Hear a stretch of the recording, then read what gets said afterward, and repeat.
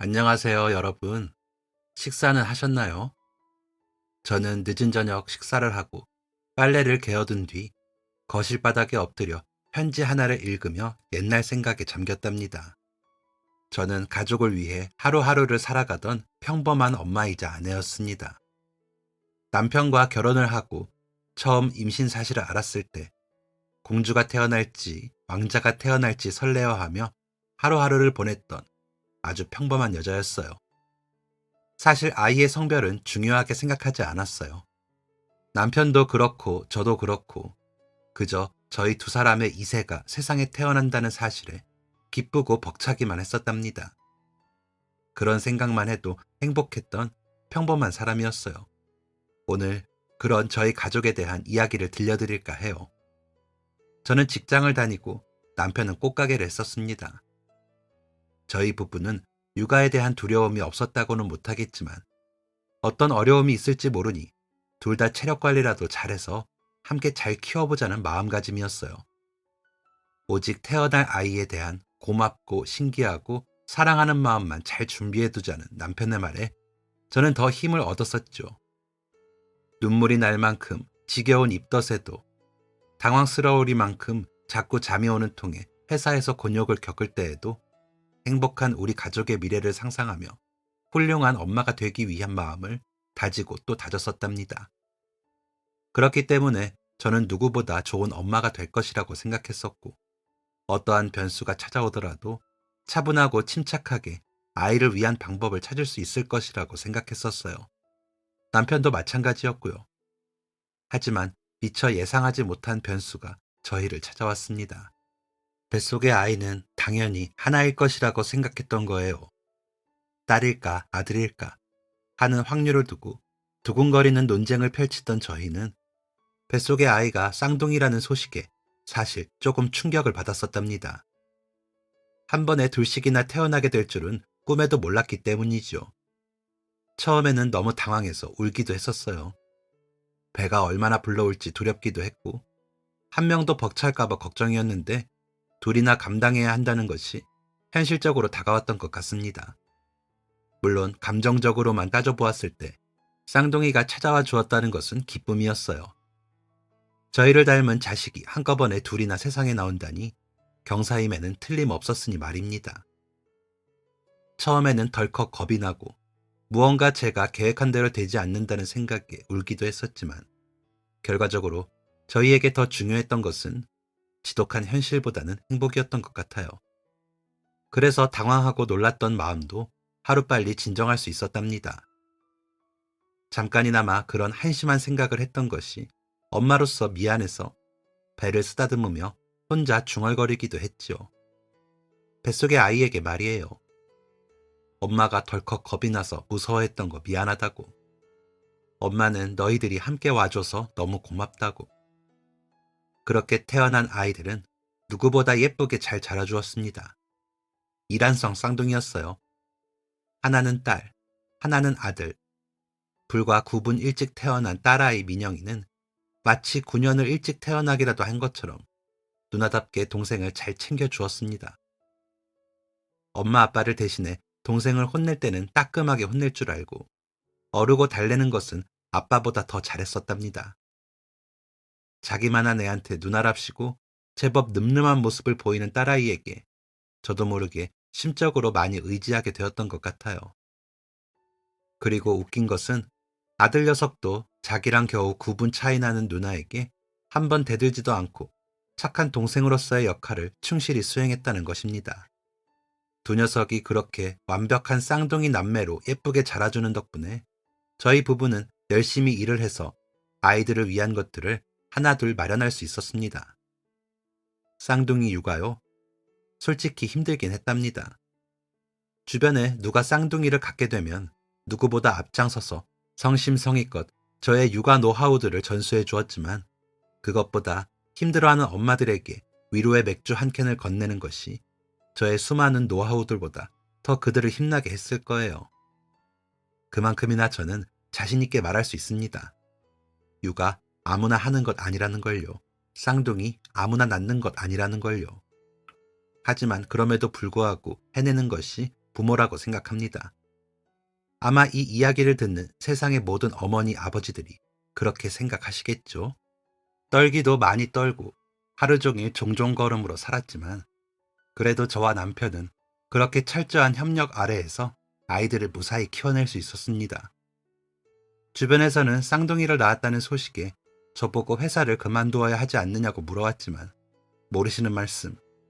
하나일 줄 알았던 아이가 둘이 되니 드는 돈이 더 많았고 그렇기 때문에 저희는 더욱더 맞벌이를 해야 하는 상황이었답니다.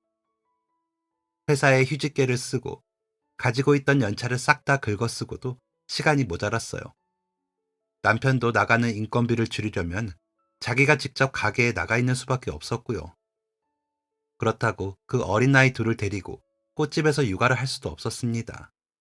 하는 수 없이 아이들은 자연스레 시부모님과 부모님의 손을 왔다 갔다 하며 자라야 했고 그마저도 죄송하고 눈치가 보여 9개월 만에 어린이집에 보냈습니다. 모든 부모들이 공감하는 상황이겠지만 어린이집에 보낸다고 다가 아니더군요. 남편도 저도 몸은 일터에 있었지만 마음은 아이들에게 가 있었습니다. 그렇게 키운 아이들은 초등학생이 되고 나서도 같은 방식의 반복이었어요. 학교를 마치고 돌아오면 자연스레 학원에 보냈죠. 학교 수업이 끝나고 어딘가에 모여서 학습할 수 있는 환경이 있다면 무조건 찾아서 그곳으로 보냈던 것 같아요. 그러는 과정에서 자연스레 9분 일찍 태어난 딸아이가 동생을 챙기게 되고 누나로서의 행동이 자리 잡게 되었던 것 같습니다. 정작 부모인 저희들은 한 번도 딸아이에게 그런 것을 가르친 적이 없었는데 스스로 그것을 깨달은 딸아이에게 어찌나 미안하고 고마운지 몰라요. 그렇게 돈을 잘 버는 직업을 갖지 못했음에도 그 일을 해야만 한다는 이유로 함께 있어주지 못했던 우리. 그래도 그런 저희가 아이들을 위해 꼭 지켰던 것이 있습니다. 그건 바로 일요일을 반드시 함께 보내는 것이었어요. 평일 내내 하루 종일 집이 아닌 바깥으로 돌고 돌아야만 밤이 오던 아이들이었기 때문에 주말에는 온전히 집에서 가족들과 시간을 보내며 마음이 안정되기를 욕심부렸던 것 같습니다. 그리고 고맙게도 아이들은 그 시간을 즐거워해 주었죠. 저희 부부에게도 그 시간들은 행복한 시간이었어요. 그토록 사랑하는 두 아이와 함께 웃고 떠들며 주말을 보내다 보면 시간이 가는 줄 몰랐습니다. 가족들과 함께 보내는 주말은 저와 남편에게 일주일을 잘 버텨냈다는 보상이었어요. 아마 두 아이들에게도 마찬가지였을 것입니다. 그래서 주말에는 조금 멀더라도 아이들이 가고 싶어 하는 곳을 찾아다녔어요. 그런데 그것도 한때뿐이더라고요. 크면서 자연스레 절친한 친구들과 붙어 다니면서부터 아이들은 엄마 아빠와 함께 놀러 다니는 주말을 그렇게 좋아하지 않았어요. 학교 친구들과 보내는 주말을 좋아하는 아이들에게 억지로 우리와 추억을 만들어야 한다고 고집을 부릴 순 없었습니다. 조금 씁쓸해도 그 아이들이 원하는 대로 해주어야 했어요. 대신 아이들에게만큼은 아낌없이 주는 걸로 애정을 표현하고자 했습니다. 주말에 함께 시간을 보내면서 맛있는 걸 먹이지 못하는 대신 평일, 주말 상관없이 먹고 싶다는 치킨을 마음껏 먹게 해준다던가 하는 방식으로 말이에요. 어렸을 때 겪었던 결핍이 남아있지 않기를 바라는 마음에서였던 것 같아요. 하고 싶다, 먹고 싶다 하는 것들에는 안 된다 라고 말하는 법이 없었습니다. 그러면서도 고민은 있었습니다. 이렇게 원하는 걸 다 들어주면서 키워도 되는 걸까? 혹 버르장머리 없는 아이로 자라진 않을까? 하지만 부모들의 걱정과는 다르게 아이들은 욕심 없는 사람으로 자라주었습니다. 없는 돈 쪼개어 아이들에게 몽땅 쓰는 것이 어느 날에는 버겁기도 했지만 나쁘게 자라지 않고 착하게 커준 것에 저희는 늘 고마워했었어요. 아이들의 사춘기는 길다면 길고 짧다면 짧은 속력으로 그렇게 지나갔습니다. 사춘기가 지나고 고등학생이 된 아이들은 가끔가다 먼저 저희를 향해 주말에 놀러 가자는 말을 꺼내주기도 했답니다.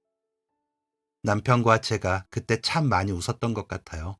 그냥 왠지 그런 모습들을 볼 때면 아직 덜 컸다는 걸 알면서도 다 컸구나 하는 생각이 들었다고 해야 할까요?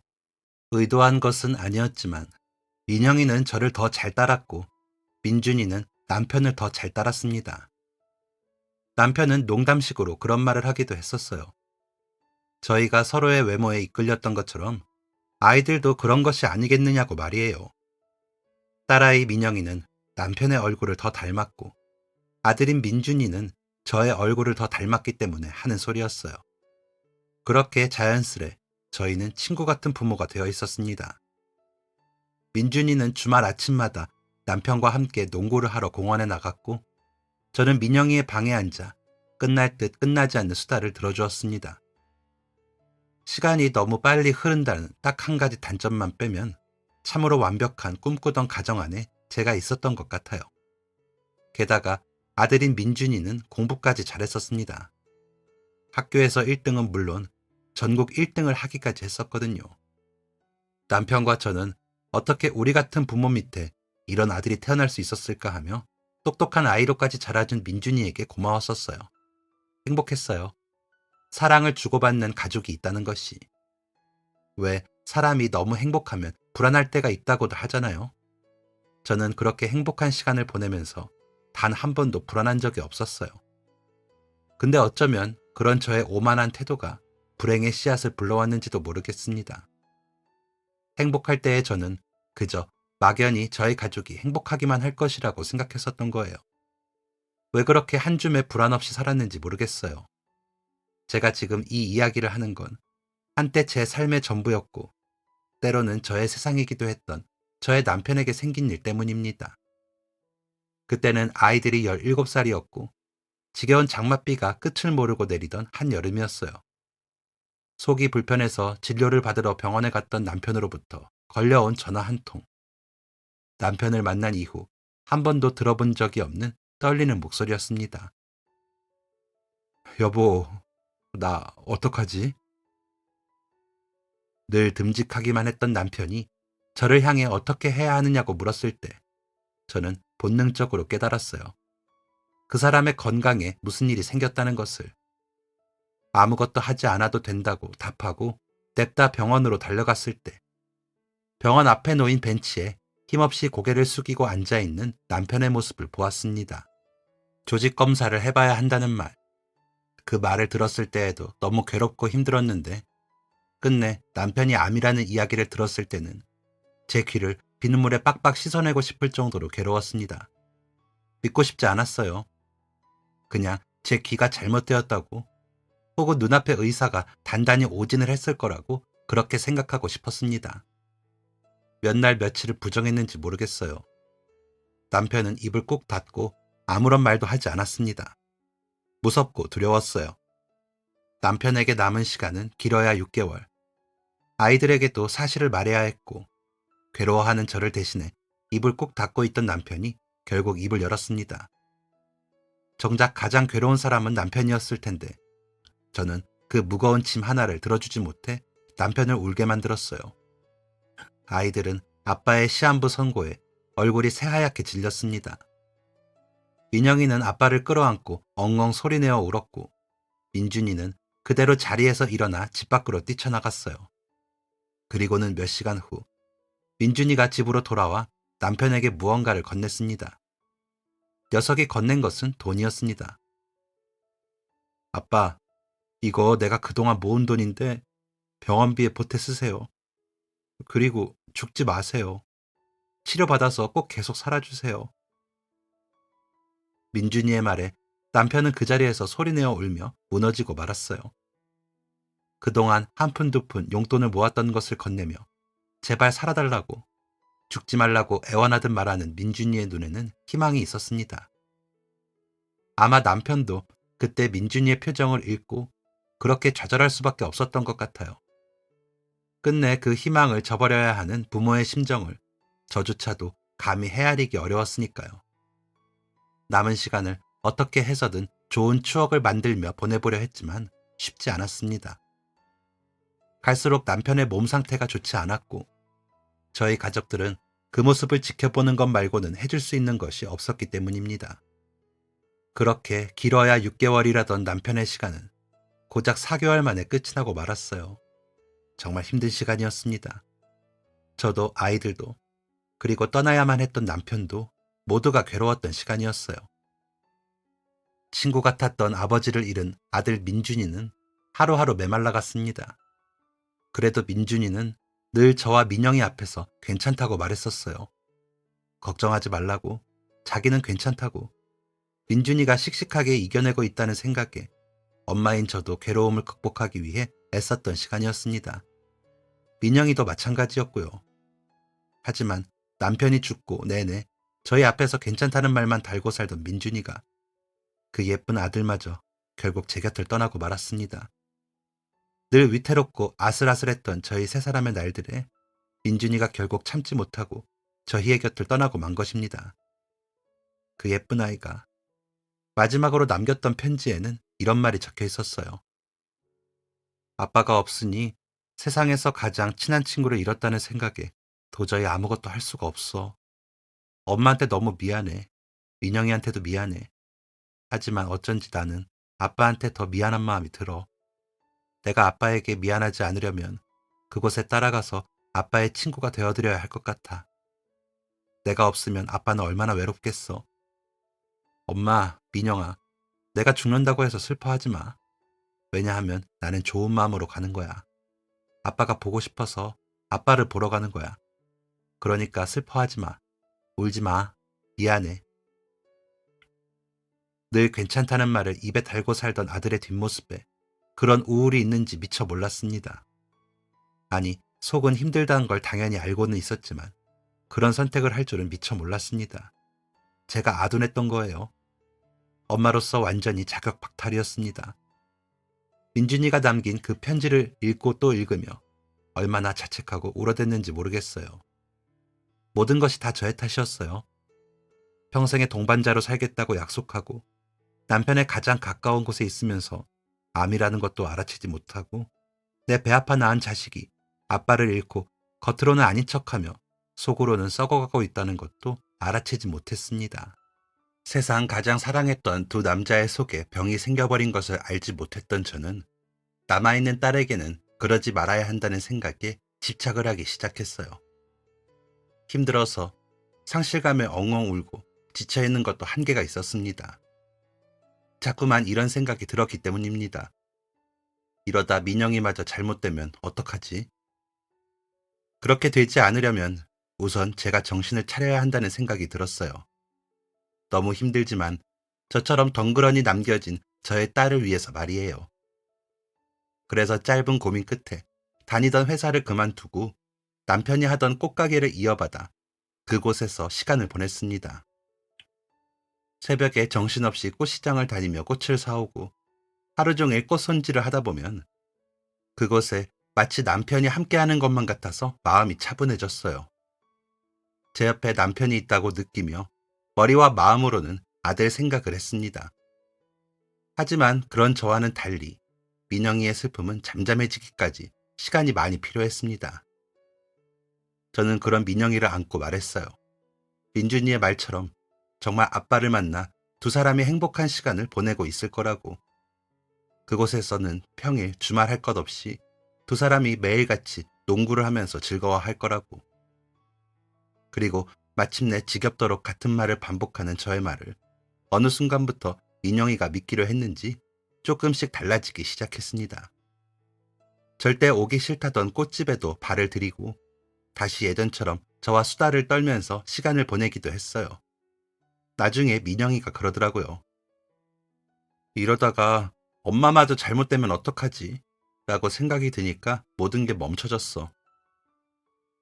사실 그때 자기도 저랑 똑같은 생각을 하고 있었다고 말입니다. 그렇게 6개월 남짓한 시간이 흘렀어요. 속은 문드러져도 민영이를 보고 있으면 힘이 났어요. 부디 민영이도 저를 보며 힘을 내어주기를 바라고 또 바랐습니다. 회사를 그만두고 남편이 하던 꽃가게를 이어가기로 마음먹었을 때 경제적인 부분에 대해 걱정을 하지 않았던 것은 아니었어요. 남편을 따라 연애 시절 자격증을 따긴 했었지만 남편만큼 전문가는 아니었기에 서툰 구석이 많았던 저였으니까 말입니다. 어쩌면 꽃가게를 접고 회사를 계속 다니는 것이 아직 고등학생인 딸을 키우기에 더 안정적일지도 모른다는 생각이 들지 않았던 건 아니었어요. 하지만 가게에 하루 이틀 출근하는 날이 늘어나면 늘어날수록 그때 다니던 회사가 아니라 남편의 꽃가게를 선택하기를 참 잘했다는 생각이 들었습니다. 처음 다시 문을 열었을 땐 아름아름 소식을 전해들은 단골 손님들이 손에 작은 선물 하나씩을 가지고 방문해 주셨어요. 짧게 건네는 인사말 속에는 저를 향한, 그리고 먼저 하늘로 가버린 남편과 아들을 향한 위로의 말들이 녹아 있었습니다. 그 말들에 힘을 얻기도 했고, 무엇보다 이렇게 남편을 기억해주는 손님들을 위해서라도 열심히 해야겠다는 생각이 들더군요. 그래서 예약이 없는 날에도 남는 꽃들로 꽃다발을 연습 삼아 만들었습니다. 만들고 남아 팔지 못한 꽃들은 아직 힘들어하는 딸에게 줘보기도 하고, 다시 문을 열 때 소소한 것들로 도움을 주셨던 상가 이웃분들에게 드리기도 해보았어요. 그러면서 제 마음도 차츰 차분해진 게 아닐까 생각합니다. 그리고 무엇보다 남편이 좋아하던 일이라 더 애정이 갔던 것이겠죠. 돈 걱정에 가게를 접고 회사를 택했더라면 비워낸 상가 자리를 볼 때마다 내내 가슴이 쓰렸을 것입니다. 그렇게 꽃집 일에 적응을 해나가며 손님들과 교류를 하고 다시 문을 열었던 처음보다 예약이 꽤 늘어가고 있던 어느 날이었어요. 그날도 할머니 칠순이라며 꽃다발을 사라고 들렸던 한 손님에게 꽃을 판매하고 문 앞까지 짧은 배웅을 하고 있었습니다. 손님께 인사를 하고 돌아서려는데 20살쯤 되어 보이는 한 여자가 눈물을 쏟으며 가게 앞을 지나는 것을 보게 되었어요. 많아봐야 겨우 20살쯤 되었을 것 같은 앳된 외모였습니다. 아이고, 뭐가 그리 슬퍼서 주변 신경 안 쓰고 저렇게 서럽게 울며 걸어갈까? 의아한 마음이 들었어요. 길에서 그렇게 눈물을 흘리며 걷는 일이 잘 없으니까 말입니다. 조금 의아한 마음이 들었지만 그냥 지나가는 사람이니 무슨 좋지 못한 일이라도 있었나 보다 하고 넘겼습니다. 마침 가게로 손님이 들어오기도 했고, 그런데 몇 시간 후 예약받은 꽃다발을 만들다 우연히 바라본 유리창 너머의 풍경. 문득 그 익숙한 풍경 속에서 지금과 같은 장면을 어디서 본 적이 있는 듯한 느낌이 들었어요. 뭐 때문이지? 꿈속에서 봤나? 그렇게 꽃다발에 묶을 리본을 고르다 말고 가게 앞의 풍경을 살펴보다 깨달았습니다. 꿈속에서 본 장면이 아니라 몇 시간 전과 같은 사람이 가게 앞을 지나고 있다는 것을 말이에요. 좋지 못한 일이라도 있었는지 주변 신경 같은 것은 쓰지 않고 서럽게 엉엉 울며 지나가던 그 학생이었습니다. 여전히 우는 얼굴로 몇 시간 전보다 더 부어버린 것 같은 눈을 하고서 가게 앞을 지나고 있었어요. 지금이 몇 시인데 아직까지 저렇게 울면서 돌아다니고 있단 말이야? 이제는 의아함을 넘어서 안타까운 마음이 들었습니다. 도대체 어떤 일이 있기에 저렇게 하루 종일 울면서 걸어다니는 건지. 저는 손님에게 예약받은 그 꽃다발을 들고 나가 우는 학생의 뒤를 쫓았습니다. 저기요, 이봐요 학생. 제가 부르는 소리도 귀에 들리지 않는 건지 걷고 또 걷는 여자아이. 무슨 일이 있는 거냐고, 무엇 때문에 그렇게 서럽게 울면서 몇 시간째 거리를 방황하는 거냐고 물어보고 싶은 마음에 쫓아나간 것이었습니다. 하지만 막상 뒤를 돌아보는 그 학생의 얼굴을 보니 차마 물어볼 수가 없었어요. 처음 본 낯선 사람에게 무슨 말을 하고 싶겠어요. 조금 어릴 때이긴 하지만 제 딸에게도 그런 시기가 있었기 때문에 겪어봐서 알 것 같더라고요. 아마 물어도 대답하지 않을 것이라는 걸요. 오히려 모르는 아줌마의 그런 오지랖이 아이의 기분을 상하게 할지도 모르겠다는 생각이 들었습니다. 베푸는 사람 입장에서 아무리 호의라 해도 받는 사람의 기분이 그렇지 못하면 그것은 호의라고 하기 힘든 것이니 말이에요. 그렇다고 그렇게 보내버리자니 마음이 쓰이는 건 어쩔 수 없었습니다. 그래서 괜한 말 대신 무작정 꽃을 건넸어요. 물론 그 꽃은 예약하신 손님의 손에 쥐어져야 할 꽃다발이었지만 손님에게 나갈 꽃은 다시 만들면 되니 우선 그 학생에게 건네야 할 것 같았어요. 얼떨결에 꽃을 받아든 학생의 얼굴이 잠시 묘하게 변했습니다. 울면서 감정이 격해져 있는데 거기다 대고 어떤 아줌마가 꽃을 건네니 어떤 상황인지 파악을 하는 것 같은 얼굴이었어요. 저는 일부러 더 생각하지 말라는 듯 그 품에 꽃다발을 고이 않도록 넣어주었습니다. 아마 너무 울어서 코가 막혀버리지만 않았다면 코끝에 꽃향기가 끼쳤을 테지요. 처음 보는 여자아이였지만 그 향기를 맡고 제 마음이 전해졌으면 했습니다. 울지 말았으면 했습니다. 얼마 전까지만 해도 저도 저렇게 주변 신경 쓰지 않고 엉엉 울 때가 있었으니까 마음은 이해한다만, 만약 민영이가 제가 모르는 곳에서 저런 얼굴을 하고 엉엉 울며 길거리를 걸어간다고 생각하니 억장이 무너지더라고요. 그리고 세상을 떠나버린 아들 민준이도 어쩌면 제가 모르는 공간 속에서 저런 시간을 보냈을지도 모르겠다고 생각을 하니 도저히 그 학생을 그냥 보낼 수가 없었습니다. 힘들 때는 가끔 좋은 것만 봐요. 힘들 때일수록 좋은 것만 봐. 제 말에 그 학생이 고개를 푹 숙이며 어깨를 들썩였습니다. 다시 눈물이 터진 것 같았어요. 울리려고 꽃다발을 건넸던 것은 아닌데 미안한 마음에 앞치마에 넣어두었던 손수건을 내밀었습니다. 예고 없이 문득문득 끼치는 남편과 아들에 대한 생각에 눈물이 차오를 때를 대비해 매일 챙기던 손수건이었어요. 오늘은 나 대신 이 학생이 이걸 쓰겠구나. 학생은 손수건을 받아들고 서둘러 눈물을 닦았습니다. 그리고 기어들어가는 작은 목소리로 힘겹게 말했어요. 고맙습니다. 우물쭈물 겨우 짜낸 듯한 목소리로 제게 고맙다고 말하는 그 학생에게 저는 더 말할 기회를 잃었습니다. 그대로 동을 돌려 가던 길을 터덜터덜 걸어가는 그 학생을 두 번 붙잡을 수가 없었기 때문이었어요.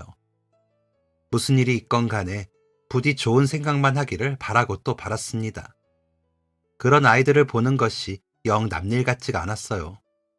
예전 같았으면 이렇게까지 마음 쓰이진 않았겠지만 민준이와 민영이로 인해 제가 달라진 것입니다. 힘없이 걸어가는 학생의 뒷모습을 한참 서서 바라보다 그대로 가게 안으로 들어와야만 했네요. 더 이상 제가 해줄 수 있는 건 없었고 그냥 조용히 속으로 기도하는 것밖에 없었어요. 아무 일 없기를, 무슨 아픔인지는 몰라도 잘 털어내고 다시 웃을 수 있기를. 그런데 며칠 후 그 학생이 다시 가게 앞을 찾아왔습니다. 그날 민영이네 학교에 잠깐 들릴 일이 있어 가게 문을 평소보다 늦게 열었거든요. 그런데 가게 앞에 도착하니 그 학생이 저를 기다리고 있었던 모양인지 제게 꾸벅 인사를 해오더라고요. 다시 볼 줄은 몰랐는데 저를 기다리고 있었다니 놀랍기도 하고 반갑기도 했습니다. 그때 이거 그래도 반가운 내색을 할 수는 없었어요. 얼굴만 봐도 알겠더라고요. 여전히 힘들다는 걸. 뭔지 모를 그 무언가가 여전히 그 학생을 괴롭게 하고 있다는 걸. 학생은 그때 제가 건넸던 손수건을 돌려주러 온 것 같았습니다. 제 앞으로 내민 그 손수건은 세탁을 해서 가져다 준 건지 좋은 향기가 나더군요. 고마웠다는 말과 함께 그냥 그렇게 뒤를 돌아 또 가버리려는 학생을 불러 세웠습니다. 저기 학생, 바로 가지 말고 잠깐만 기다릴래요? 오지랖일 수도 있다는 생각이 마음 한편에 여전했기에 조심스러웠지만 그래도 마음이 자꾸 가는 걸 어쩌겠습니까? 다짜고짜 그 말만 남기고 후다닥 가게 안으로 들어가 꽃 한 송이를 포장했어요. 저희 딸이 분홍색을 참 좋아하거든요. 그래서 그 친구에게도 분홍색 포장지로 예쁘게 미니 꽃다발을 만들어 건넸습니다. 아, 제가 꽃송이를 건네니 그 학생이 그걸 받지 못하고 망설이는 듯 했어요. 아마 또 받기가 부담스러웠던 것이겠죠.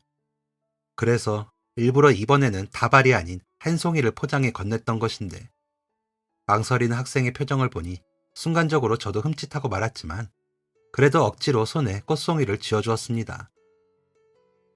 손수건 돌려준 게 고마워서 그래요. 학생은 고개를 꾸벅였습니다. 작은 소리로 말하는 탓에 잘 들리진 않았지만 아마 고맙다는 인사를 건네는 것 같았어요. 그렇게 학생을 돌려보내고 가게에 다시 들어오니 기분이 이상하더군요. 잘하고 있는 건지 모르겠고 괜히 불편하게 하는 건 아닌가 하는 생각이 들었습니다. 하지만 또다시 그 학생이 지나가는 것을 발견했을 땐 정말 제가 미쳤구나 싶더라니까요. 왜 또 꽃 한 송이를 포장해서 그 학생에게 건네고 있었던 건지 난감해하는 학생을 향해 저는 말했어요. 오늘 날씨가 화창하니 내가 기분이 좋아서 그래요. 예쁜 꽃 보고 나면 하늘도 꼭 한번 봐요. 그런데 그 모습을 학교 마치고 돌아오던 제 딸이 목격했나 봅니다. 저한테 물어보더라고요. 엄마, 그 언니 누구야? 그래서 딸한테 그 이야기를 해주면서 제 고민을 털어놓았어요. 언제나 그랬듯 친구처럼 민영이는 저의 고민을 들어주었습니다. 자꾸 마음이 가는데 해줄 건 없고 손에 집히는 건 꽃뿐이라 잠시라도 웃으라고 꽃을 주게 됐는데 부담스럽고 난감해하는 것 같아서 이젠 정말 그만해야 할 것 같다고. 그런데 제 이야기를 듣던 민영이가 그러더라고요. 그냥 계속 줘. 나는 괜찮을 것 같아.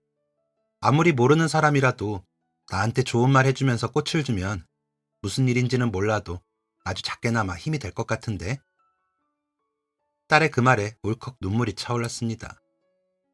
그 학생을 보며 제가 민영이 민준이를 떠올렸던 것처럼 그 마음을 꼭 들킨 것 같아서 눈물이 났어요. 힘들었던 시기에 민영이도 그런 위로가 필요했을 테니 그래서 그 마음을 더 잘 헤아리고 있는 걸 알기에 속이 상하더라고요. 그러면서 동시에 저는 다시 마음을 고쳐먹게 되었습니다. 민영이의 말처럼 또 만나게 된다면 또다시 꽃을 건네야겠다고 말이에요. 그 후 저는 그 학생을 볼 때마다 꽃 한 송이를 건넸습니다. 아이의 꽃을 미리 포장해두기까지 하면서 말이에요. 그리고 그렇게 10번 정도 꽃을 건넸을 때 그 학생이 자기가 메고 있던 배낭에서 무언가를 꺼내 건넸습니다. 또 저한테 꽃 주실 것 같아서 받기만 하기가 힘들어서 이거라도 드리려고요. 학생이 포장지에 곱게 싸서 건넨 것은 귤청이었습니다. 작은 유리병에 들어있는 노란 귤청을 보고 있으니 또 도무지 그 학생을 그냥 보낼 수가 없었어요. 나 귤청 엄청 좋아하는데 어떻게 알았어요? 지금 바로 한 잔 하고 싶네. 고마워요. 근데 미안한 부탁 하나만 해도 될까? 시간 되면 같이 마실래요? 혼자 마시기 싫어서. 혼자 마시기 싫다는 것은 핑계였습니다. 학생에게 선물을 받고 보니 그간 제가 건넸던 꽃 한 송이가 얼마나 부담이었을지 피부로 확 와닿더라고요. 무언가를 돌려받기 위해서 했던 행동이 아니었기 때문에 너무 미안했어요. 그래서 그냥 이거라도 먹이고 돌려보내야겠다고, 부담스러웠다면 미안했다고 말이라도 해야겠다는 생각이었습니다. 그래도 돼요? 하지만 그 말을 하면서도 학생이 그것조차 부담스러워할까 마음에 걸렸었는데 다행히도 웃으면서 그래도 되냐고 물어오더라고요. 저는 냉큼 가게 문을 열고 학생을 의자에 앉혔습니다. 머그컵 가득 귤차를 우려내고 마주 앉고 보니 학생이 참 예쁘게 생겼더라고요. 그런데 예쁜 얼굴보다 더 예쁜 말을 제게 건네는 겁니다. 맛 어떠세요? 드릴 게 없어서 제가 직접 만든 건데. 글쎄 저한테 준 그 귤청을 자기가 직접 만들었다는 거예요. 원래도 받았던 감동이 2배가 되어 밀려왔습니다. 그래서 하지 않아도 될 이야기를 마구 늘어놓고 딸아이 앞에서나 수다쟁이가 되었던 제가 그 학생에게 그런 모습을 보이고 있더라고요. 그러면서 그 학생의 사연도 알게 되었습니다. 저는 묻지 않았지만 그 학생이 먼저 입을 열었어요. 마치 그간 궁금해하고 걱정했던 저의 마음을 다 알고 있다는 듯이 말입니다. 사장님, 제가 길에서 막 울면서 걸어다녀서 놀라고 걱정되셨던 거죠? 그래서 기억하시고 볼 때마다 일부러 꽃까지 챙겨주시고 속으로 무슨 일이 있는 건가 많이 궁금하셨을 것 같아요. 사실 저도 처음에는 그냥 이상한 아주머니라고 생각했었는데 그 이상한 아주머니의 말이 저를 자꾸 눈뜨게 하더라고요. 그래서 오늘 다시 뵙게 되면 꼭 제 이야기 해드리려고 마음먹고 있었어요. 그 학생은 자신의 이름이 세연이라고 자신을 소개하며 이야기를 털어놓기 시작했습니다. 사실 얼마 전 길에서 펑펑 울던 그날이 자기 가족들의 장례식이 끝난 후였다고 했어요. 교통사고로 사랑하는 부모님과 오빠를 한날에 잃어버렸다는 세연이는 가족들의 장례가 끝난 후 앞으로 어떻게 살아야 할지 막막했다고 했습니다. 그냥 저도 따라가야 하나 싶었어요. 아무리 생각해도 답이 없더라고요. 가족들 없이 살아간다는 게 불가능한 이야기 같았어요. 사랑하는 사람을 동시에 3명을, 세상에 유일했던 제 편들인데 아무도 없이 저만 덩그러니 남겨져 살아본다고 한들 그 세상이 얼마나 행복할까 자신도 없고 슬프고 괴롭고 무섭고 그랬던 것 같아요. 그래서 걷고 걸으면서 계속 고민했어요. 가족들을 따라가야 하나. 계속 그 생각을 하느라 남들 눈치도 안 보고 울면서 거리를 걷기만 했는데 그때 사장님이 제 앞에 나타나신 거예요. 웬 커다란 꽃다발을 들고서. 위태로운 생각을 하며 거리를 걷던 그날 하필 자기를 불러세운 사람이 저였다고 했습니다. 그렇게 다짜고짜 꽃다발을 건네며 힘들 땐 좋은 걸 보라고 말하던 저 때문에 생각에 잠겼다고 합니다. 그러다 보니까 문득 그런 생각이 들었어요. 하늘에 계신 엄마, 아빠, 오빠가 지금 내 모습을 보면 어떨까? 제가 가족들이 아프게 떠난 게 슬프고 속상한 것처럼 가족들 역시 제가 아프게 사는 걸 원하지 않을 거라는 생각이 들었어요. 두렵고 슬픈 마음에 따라가겠다고 그런 선택을 하면 하늘에 가서 부모님 얼굴을 제대로 볼 자신도 없더라고요. 너는 살아야지 하시면서 속상해 하실 것 같더라고요. 그때부터 조금씩 마음을 다잡았던 것 같아요. 힘들었지만 근처에 아르바이트라도 구해서 뭐라도 해야겠다고 마음먹었어요. 그래서 얼마 전부터 출퇴근을 하기 시작했어요. 그리고 첫 출근 날 꽃가게를 찾아갔던 거예요. 손수건을 돌려드리고 싶어서. 그때도 제 얼굴이 많이 안 좋긴 했었죠. 그래도 매일 주시던 그 꽃 덕분에 저 정말 많이 위로받았어요. 감사합니다. 세연이의 이야기에 가슴이 뜨거워졌어요. 정말 다행이라고 꽉 잠긴 목소리를 힘들게 끌어내서 겨우겨우 그 아이를 안았습니다. 뜨거운 눈물이 왈칵 터져 나올 것만 같았어요. 위암으로 괴롭게 떠나간 남편과 그 남편에 대한 그리움 때문에 저 스스로 목숨을 끊은 아들이 생각났습니다. 그리고는 세연이는 저희 아들처럼 그런 선택을 하지 않아서 정말 다행이라고 생각했습니다. 처음 꽃다발을 건넸던 그때의 제 작은 기도가 이루어진 셈이었어요. 그렇게 저희 두 사람은 많은 이야기를 나누며 한층 가까워졌습니다.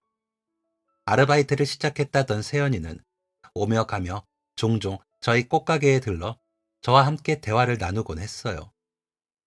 그러다 세연이가 민영이와도 가까워지면 어떨까 하는 마음에 집에 초대도 했습니다.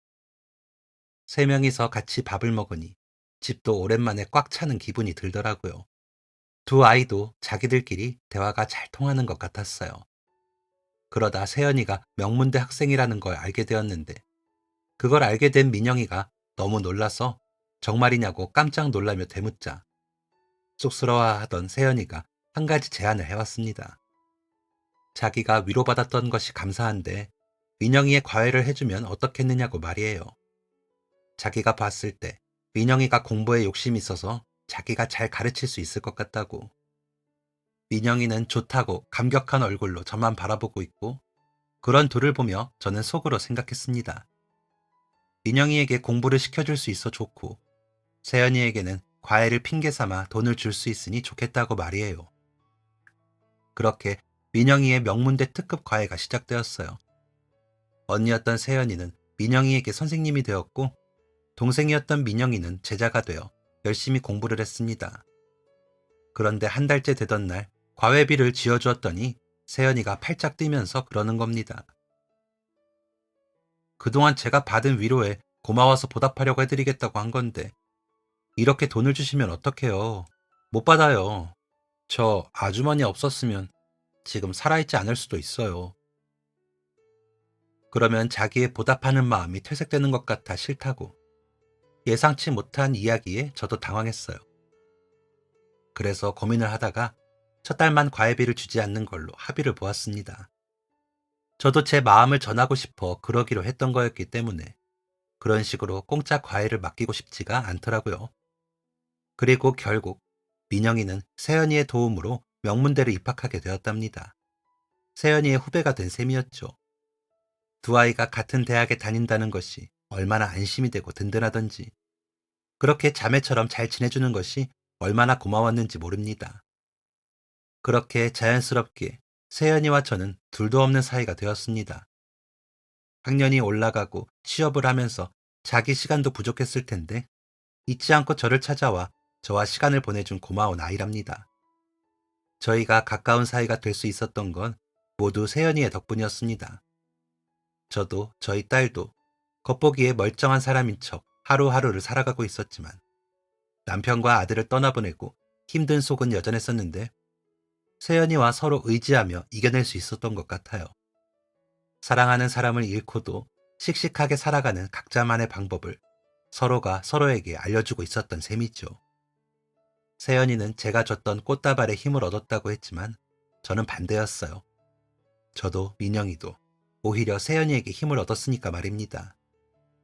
그 인연이 벌써 20년째 이어지고 있습니다. 이제는 정말 딸과도 같은 사이가 된 지금, 여전히 민영이를 동생처럼 여겨주는 세연이에게 고맙고, 그런 세연이를 잘 따르는 민영이에게도 고마워요. 두 딸이 저를 믿고 의지해주는 것도 고맙고 말이에요. 시간이 벌써 그렇게 흘렀는지 어느덧 세연이가 결혼을 할 나이가 되었더라고요. 그래서 작년에는 세연이의 결혼식 혼주석에 제가 앉기도 했답니다. 남편 없이 혼주석에 앉게 될 날을 여러 번 속으로 연습하고 마음의 준비를 했었지만 막상 그날이 오니 떨리고 긴장되었어요.